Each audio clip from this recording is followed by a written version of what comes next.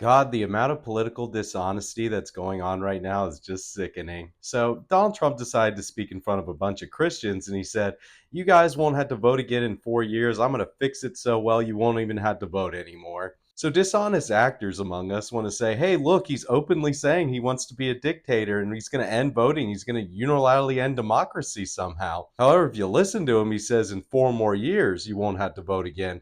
So, Donald Trump has been through the political landscape now, and he realizes that he has a bunch of rhinos amongst him that want his support and don't actually believe in his ideas. So why would he give that political support to that party when all they do is get us into endless wars that none of us are for? The George Bushes and Dick Cheneys amongst them being like, hey, let's be neocons and let's intervene in every part of the world. Donald Trump doesn't want to be associated with that. And then after those 4 years, he could just say, hey, I'm a rock star. I beat Joe Biden, Hillary Clinton, and now Kamala Harris. Why would I want to keep being associated with these people? Also, all these people who are saying that Joe Biden is so great and he's the dynamo behind the scenes are the same people who are telling you Kamala Harris is so great. You're in the middle of the administration right now. How's it going right now? Can you afford groceries? Can you afford energy? I don't know how people can listen to mainstream media anymore when they just told you blatant lies for 3 years saying that, hey, Joe Biden's doing great. He gives less press conferences than any president in recent memory. Now Kamala's really great. We should go with her. And everyone who hates Donald Trump, you know he's the one who's actually pushed back on NSA spying. He's pushed back on intervening in every single war that the neocons want to drag us in. Also, during his first term, they were